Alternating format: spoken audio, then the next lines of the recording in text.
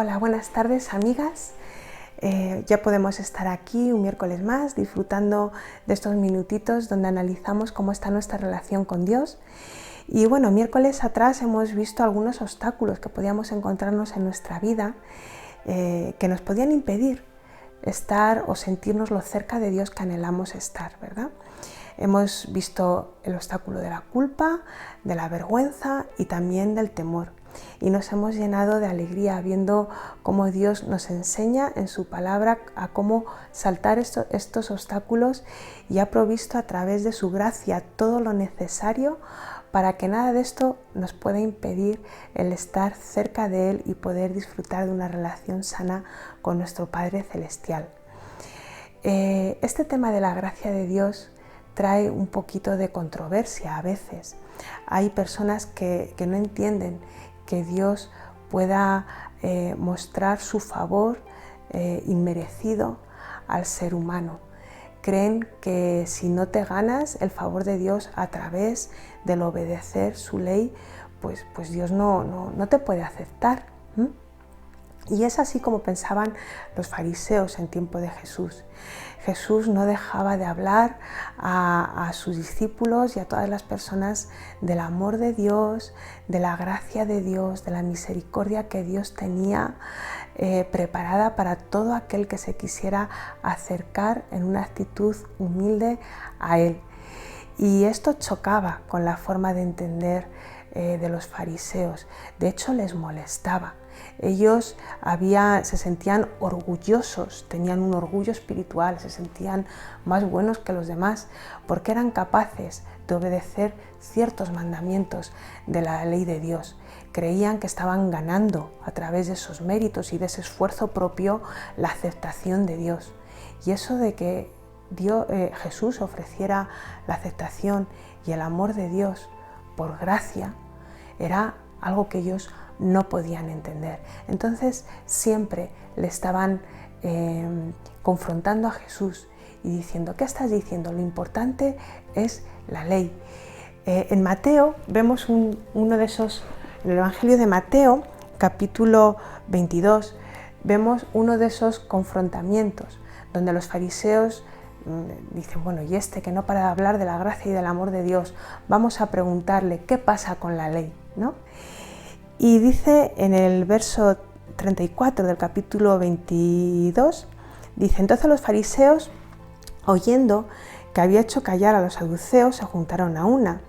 Y uno de ellos, intérprete de la ley, preguntó por tentarle, diciendo: Maestro, ¿cuál es el gran mandamiento en la ley? Jesús le dijo: amarás al Señor tu Dios con todo tu corazón y con toda tu alma y con toda tu mente. Este es el primero y grande mandamiento. Y el segundo es semejante: amarás a tu prójimo como a ti mismo. De estos dos mandamientos depende toda la ley y los profetas. Aquí los fariseos venían a tentarle con el tema de la ley y Jesús les dijo: no, si no hay ningún problema. Toda la ley depende de estos dos mandamientos: amar a Dios y amar a los demás. Jesús quería enseñarles cómo podían llegar a amar a Dios y amar a los demás. Y no era a través de conseguir un orgullo, creyéndose mejores, juzgando al prójimo, ni obedeciendo ciertos mandamientos para que ellos se sintieran que eran merecedores de algo. Ese no era el amor que Dios esperaba encontrar en sus corazones. Dice la palabra del Señor que nosotros somos capaces de amar a Dios porque Él nos amó primero. En Primera de Juan, en la carta de Primera de Juan, capítulo 4, nos habla de cómo y en qué está basada, cuál es la naturaleza del amor que Dios espera encontrar en nosotros. Vamos a ir un momentito a leerlo porque es muy interesante. Primera de Juan, capítulo 4, verso 10, dice: en esto consiste el amor, no en que nosotros hayamos amado a Dios, sino en que Él nos amó a nosotros y envió a su Hijo en propiciación por nuestros pecados. Nosotros le amamos a Él porque Él nos amó primero. Aquí Juan nos está enseñando claramente que la base del amor a Dios está primero en el haber podido experimentar el perdón a través de esa propiciación que su Hijo ha dado por nuestros pecados, y la base del amor de Dios es el poder experimentar primero su amor por nosotros. Es decir, hasta que nosotras no recibimos, no experimentamos ese perdón de Dios y no experimentamos en ese perdón su amor por nosotras, realmente no vamos a poder tener un amor genuino por Dios y por los demás. Necesitamos primero ser llenadas del amor de Dios para poder dar de ese amor a otros. Y esto es algo muy bonito y muy importante, una base realmente fundamental de en qué está basado, en qué se basa el amor a Dios. Hay otro texto en la palabra que dice que nosotros amamos a Dios si obedecemos sus mandamientos, ¿no? Si le amamos, obedeceremos sus mandamientos. Y este texto muchas veces se ha trastocado. Lo que realmente nos está enseñando es que cuando nosotras amamos a Dios de una forma natural, de una forma consecuente, va a haber un cambio en nuestras vidas que nos va a llevar a vivir conforme a la voluntad de Dios. Vamos a ver un poquito más en una historia muy bonita cómo funciona esto de poder amar a Dios a través del perdón que recibimos de Él. Jesús estaba en el Evangelio de San Lucas, capítulo 7, estaba en casa de Simón, el fariseo. Vamos a leerlo porque él mismo enseña aquí que la base para poder amar más y más a Dios es el haber experimentado su perdón. Empezamos en el texto 36 y dice así: uno de los fariseos rogó a Jesús que comiese con él, y habiendo entrado en casa del fariseo se sentó a la mesa. Entonces una mujer de la ciudad, que era pecadora, al saber que Jesús estaba a la mesa en casa del fariseo, trajo un frasco de alabastro con perfume, y estando detrás de él a sus pies, llorando, comenzó a regar con lágrimas sus pies, y los enjugaba con sus cabellos, y besaba sus pies y los ungía con el perfume. Cuando vio esto el fariseo, que le había convidado, dijo para sí: este, si fuera profeta, conocería quién y qué clase de mujer es la que le toca, que es pecadora. Entonces, respondiendo Jesús, le dijo: Simón, una cosa tengo que decirte. Y él le dijo: di, maestro.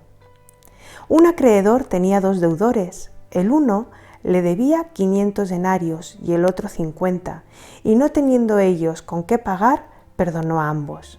Di pues, ¿cuál de ellos le amará más? Respondiendo Simón, dijo: pienso que aquel quien perdonó más. Y él dijo: rectamente has juzgado. Y vuelto a la mujer, dijo a Simón: ¿ves esta mujer? Entré en tu casa y no me diste agua para mis pies, mas ésta ha regado mis pies con sus lágrimas y los ha enjugado con sus cabellos. No me diste beso, mas ésta desde que entré no ha cesado de besar mis pies. No ungiste mi cabeza con aceite, mas ésta ha ungido con perfume mis pies, por lo cual te digo que sus muchos pecados le son perdonados, porque amó mucho, mas aquel a quien se le perdona poco, poco ama. Y a ella le dijo: tus pecados te son perdonados. Y los que estaban juntamente sentados a la mesa comenzaron a decir entre sí: ¿quién es este que también perdona pecados? Pero él dijo a la mujer: tu fe te ha salvado, ve en paz. Aquí Jesús le estaba enseñando claramente a Simón el fariseo la falta de amor que él tenía y había tenido hacia Jesús, y la diferencia que había con el gran amor extravagante que esta mujer le estaba demostrando. y que la base, la diferencia que había entre uno y otro era la cantidad de pecados que habían sido perdonados. Ahora bien, en este texto Jesús está apuntando directamente al orgullo de Simón el fariseo. Él no había podido ser perdonado de todos los pecados que tenía porque se creía bueno. Él creía que por haber conseguido obedecer una serie de mandamientos, él era mucho mejor que aquella mujer pecadora. Tenía un orgullo que le impedía acercarse a Dios con humildad, reconocer todo lo que había en su corazón y recibir el abundante perdón que Dios tenía para él. Jesús le estaba diciendo: por culpa de tu orgullo, no estás disfrutando de mi perdón y por lo tanto no estás disfrutando de mi amor.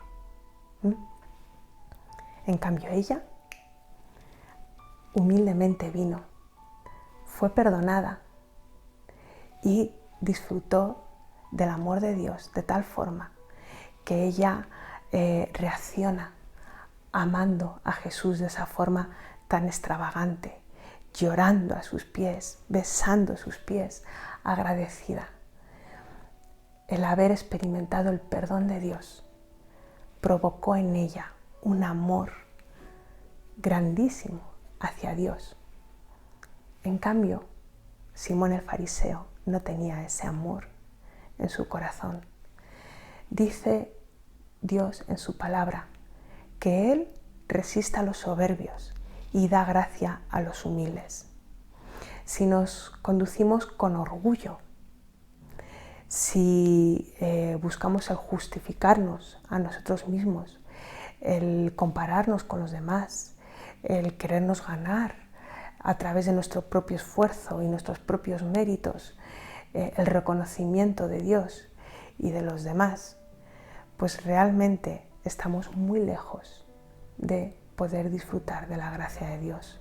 Dios resiste a los soberbios, pero en cambio, si nosotras, cuando estudiamos la palabra y la ley de Dios, el efecto que tiene es de darnos cuenta hasta qué punto necesitamos acercarnos a Dios humildemente, pedirle perdón por todo lo que hacemos y pedirle que cambie nuestro corazón.